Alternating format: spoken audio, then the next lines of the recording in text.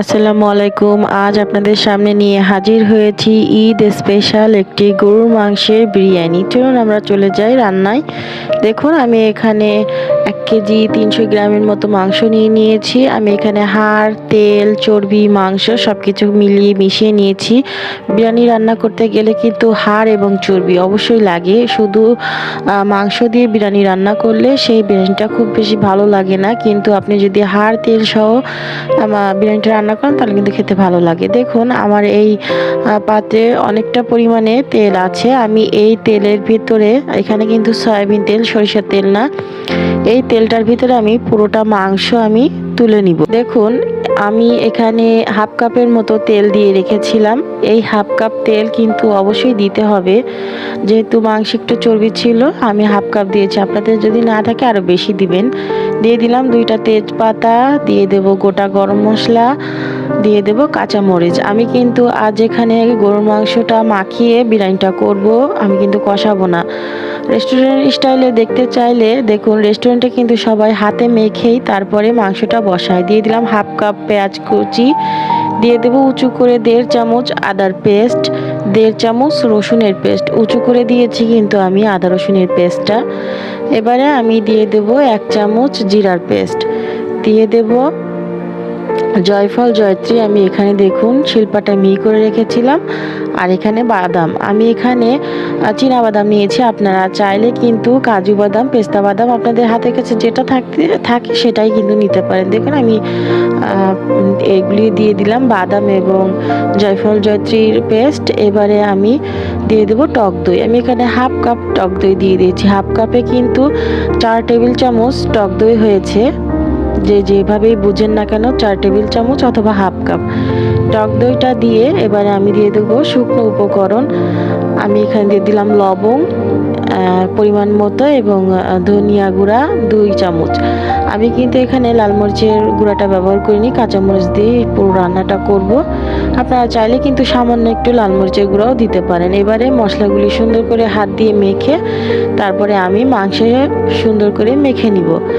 এটাকে কিন্তু একটু ধৈর্য ধরে করতে হবে। আমি প্রত্যেকটা ভিডিওতে বলি, হাতে মাখা যেসব মাংস, মাছ রেসিপি করা হয় এগুলো একটু সময় নিয়ে করে নেবেন। এ পর্যায়ে যারা আমার ভিডিওটি দেখছেন অবশ্যই একটি লাইক করে দিবেন।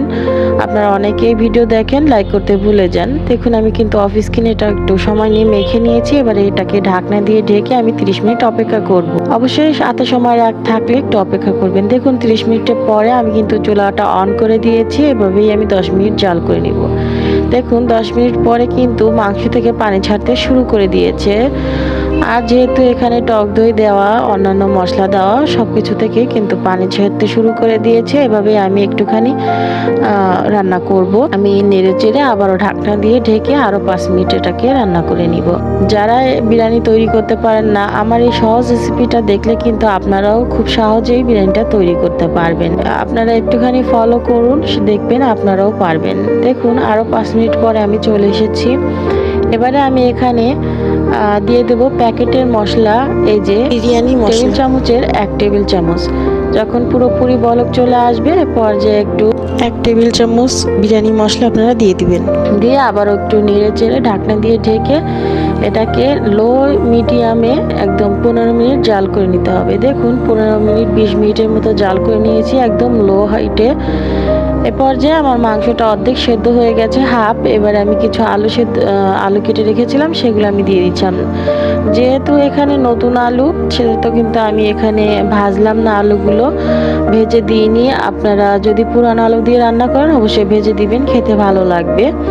আলুটা দিয়ে মিলিয়ে মিশিয়ে আমি আবারও ঢাকনা দিয়ে ঢেকে দিচ্ছি। এবারে সেদ্ধ হওয়া পর্যন্ত এটাকে রান্না করে নিলাম। দেখুন এবারে কিন্তু আমার মাংস, আলু পুরোটাই সেদ্ধ হয়ে গেছে। আসলে মাংসটা ঠিক কতটা টাইম নিয়ে সেদ্ধ হবে সেটা আপনার মাংসের উপর নির্ভর করছে। আমার এখানে 20 মিনিটের মতো সময় লেগেছে। প্রথমে 15 মিনিট জাল করেছিলাম, পরে 20 মিনিট, টোটাল 35 মিনিট। পরে দেখুন এটা সেদ্ধ হয়ে যাওয়ার পরে আমি 2টা ডিম দিয়ে দিয়েছি। এটা আমাদের বাচ্চাদের জন্য অপশনাল, আপনারা চাইলে দিতে পারেন, না চাইলে না দিতে পারেন। দেখুন আমি এটা একটা সাইড করে রেখে দিয়েছি। এবার একটা পাত্র নিয়ে নিয়েছি। এই পাতিলে আমি দিয়ে দিলাম সয়াবিন তেল। আমি এখানে হাফ কাপের একটু কম দিয়েছি। দিয়ে দেবো 2টা তেজপাতা, দিয়ে দেবো গোটা গরম মশলা। মাংসটা অন্য সাইডে রেখে আমি কিন্তু এটা বসিয়ে দিলাম। দেখুন এবারে দিয়ে দিলাম কিছু পেঁয়াজ কুচি। আমি পেঁয়াজটাকে এভাবে একটু ব্রেস্তার মতো ভেজে নিব। ভেজে নেওয়া হয়ে গেলে এবারে আমি দিয়ে দেবো হাফ চামচ আদার পেস্ট, হাফ চামচ রসুনের পেস্ট দিয়ে এটাকেও সুন্দর করে ভেজে নিব। এটাকে সুন্দর করে ভেজে নিতে হবে যাতে এর কাঁচা ফ্লেভারটা সরে যায়। 2 মিনিটের মতো এটাকে ভেজে নিলেই কিন্তু এটা ভাজা হয়ে যাবে। এই সাইডে আমি 1 কেজি পরিমাণে কালো জিরা পোলাও চাল আমি ধুয়ে পানি ঝরাতে রেখেছিলাম। এই যে এটা কিন্তু আমি এবারে দিয়ে দেবো তেলের ভিতরে। এবারে চালটাকে সুন্দর করে নেড়ে চেড়ে ভেজে নিতে হবে, খুব বেশি না, 5 থেকে 7 মিনিট ভাজলেই কিন্তু চালটা পারফেক্টভাবে ভাজা হয়ে যাবে। দেখুন যখন আপনি চালটা ভাজবেন, ভাজতে ভাজতে এক পর্যায়ে দেখবেন চালের কালারটা চেঞ্জ হয়ে গেছে এবং চালের দেখুন আমার যে কালারটা কিন্তু চেঞ্জ হয়ে গেছে এবং চালে ভাজার সময় একটা ঝনঝন আওয়াজ হচ্ছে। এ পর্যায়ে আমি দিয়ে দেবো পানি। দেখুন আমি যেহেতু 1 কেজিতে 4 কাপ চাল হয়েছিল, আমি 8 কাপ পানি দিয়ে দিলাম। এখানে ফুটন্ত গরম পানি দিবেন। আমি এখানে লিকুইড দুধ দিইনি, আমি গুঁড়ো দুধ দিয়ে দিলাম। 3 টেবিল চামচ গুঁড়া দুধ দিয়ে দিয়েছি আমি। আপনারা যদি চান লিকুইড দুধ দিতে তাহলে পানি একটু কমিয়ে দিবেন। পানি 7 কাপ দিবেন আর 1 কাপ লিকুইড দুধ দিয়ে দিবেন জাল করা। অবশ্যই গরম দুধ দিবেন। দিয়ে দেবো পরিমাণ মতো লবণ, দিয়ে দেবো 5-6টি কাঁচামরিচ। এই কাঁচামরিচ কিন্তু সুন্দর একটা ফ্লেভার আনবে। এবার ঢাকনা দিয়ে ঢেকে রান্না করব। দেখুন যখন পোলাওর এই যে পানিটা এভাবে একদম শরীরের সঙ্গে গায়ে গায়ে মিলে আসবে, তখন আমি আগে থেকে যে মাংসটা সাইড করে রেখেছিলাম সেই রান্না করা মাংসটা আমি এখানে দিয়ে দিলাম। এবারে এটাকে চালের সঙ্গে এবং মাংসের সঙ্গে মিলিয়ে মিশিয়ে সুন্দর করে রান্না করে নিতে হবে। এই যে দেখুন আমি এইভাবে মিলিয়ে মিশিয়ে দিচ্ছি একটুখানি। এ পর্যায়ে কিন্তু অবশ্যই চুলার আঁচটা মিডিয়াম করে রাখবেন, একদম হাইতে দিয়ে রাখবেন না, তাহলে কিন্তু নিচ থেকে ধরে যেতে পারে। আর যাদের নিচে মোটা পাত্র না, তারা কিন্তু অবশ্যই একটা তাওয়া দিয়ে নেবেন। দেখুন আমি এটাকে 10 মিনিট পরে আবার চলে এসেছি। এসে কিন্তু আমি যে ছিদ্রটা ছিল এটা কিন্তু একটা টিস্যু দিয়ে বন্ধ করে দিয়েছি। এ পর্যায়ে আমি একটা প্যাকেটের মশলা দিয়ে দেবো আবার একটুখানি। এই শেষের দিকে এই পর্যায়ে যদি আপনি প্যাকেটের মশলাটা দেন, খেতে কিন্তু খুবই ভালো লাগে এবং সুন্দর একটা ফ্লেভার আসে। দিয়ে দিলাম 1 চামচ কেওড়া জল, 1 চামচ গোলাপ জল দিয়ে এই যে প্যাকেটের মশলা এটা এবং গোলাপ জল কেওড়া জলটা সুন্দর করে আমি এই যে বিরিয়ানির সঙ্গে আমি মিশিয়ে নিচ্ছি। পর্যায়ে কিন্তু বিরিয়ানিটা আমার ফুলফিল হয়নি। আমি এইভাবে নেড়ে চেড়ে আবারও গোল করে একদম গোল করে চেপে চেপে গোল করে আমি আবার ঢাকনা দিয়ে ঢেকে রাখবো একদম লো হিটে 20 মিনিট।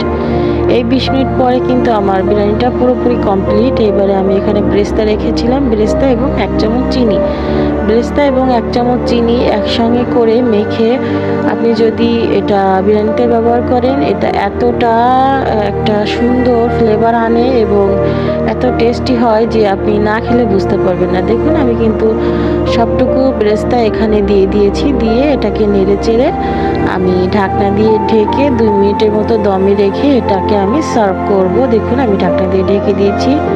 আমি কিন্তু সার্ভে চলে এসেছি। এই যে দেখুন প্রথমে আমি প্লেটে কিছু সালাড আমি সার্ভ করে রেখেছিলাম, এবারে আমি বিরিয়ানিটা দিয়ে দিচ্ছি। দেখুন দেখলেই বুঝতে পারবেন বিরিয়ানিটা কতটা পারফেক্ট ঝরঝরা হয়েছে। এই যে দেখুন চামচ দিয়ে একটু করলেই কিন্তু একদম ঝরঝরা হয়ে যাচ্ছে। আমি এখান থেকে কিছু পেঁয়াজ বেরেস্তা ছড়িয়ে দিলাম দেখার সৌন্দর্যের জন্য, আপনারা চাইলে দিতে পারেন, দেখতে সুন্দর লাগবে। দেখুন আমার বিরিয়ানিটা কতটা পারফেক্ট হয়েছে। এইরকম একটা বিরিয়ানি কিন্তু ঈদে আপনারা অবশ্যই বাসায় তৈরি করবেন, খেতে কিন্তু সবাই খুবই পছন্দ করবে, বাচ্চা থেকে বয়স্ক সবাই খুব পছন্দ করবে। আমার ভিডিওটি ভালো লাগলে লাইক করবেন, শেয়ার করবেন এবং আমার চ্যানেলটি সাবস্ক্রাইব করে রাখবেন। অবশ্যই বেল আইকনটি বাজিয়ে দিবেন।